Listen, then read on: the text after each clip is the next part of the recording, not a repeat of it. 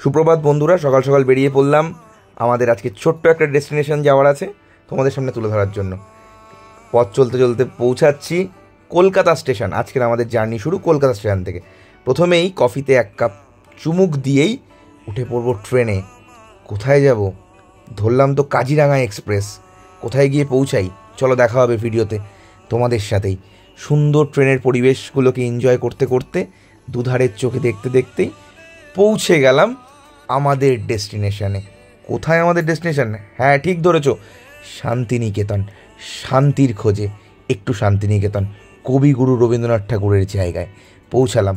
এবার তোমাদের সামনে তুলে ধরছি সেই বিশ্বভারতীর দুধার দিয়ে সেই রাস্তা।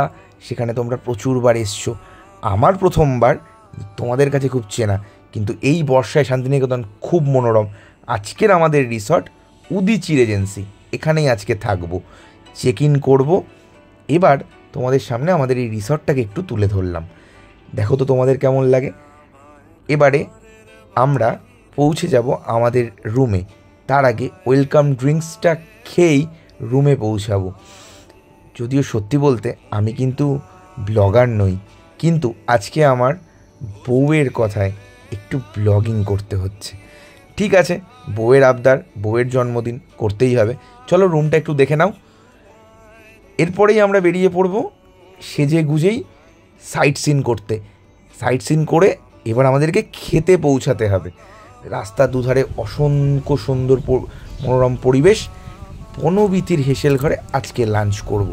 বনবীথির হেসেল ঘরটা কিন্তু আমার কাছে one of the most favourite লেগেছে, কারণ রিভিউ দেখে তোমাদের রিভিউ দেখে আমার মনে হয়েছে বনবীথির হেসেল ঘরটা খুব ভালো হবে, তাই বনবীথির হেসেল ঘরে এসে পৌঁছালাম।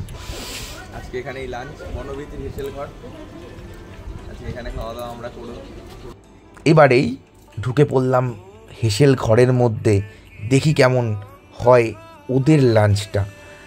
ঢুকেই দেখতে তো অসংখ্য সুন্দর, পুরো গ্রামের পরিবেশ, একদম মাটির ছোঁয়া। চলো ঝটপট একটু মেনুটা দেখে নেওয়া যাক। হ্যাঁ, তোমরা পজ করে চাইলে দেখে নিতেই পারো মেনুটা। এবার একটু রিসেপশানে চলে গেলাম। রিসেপশানে যাওয়াতে দেখলাম ওরা ঘি বিক্রি করছে, 250 ঘি নাকি 400 টাকা করে।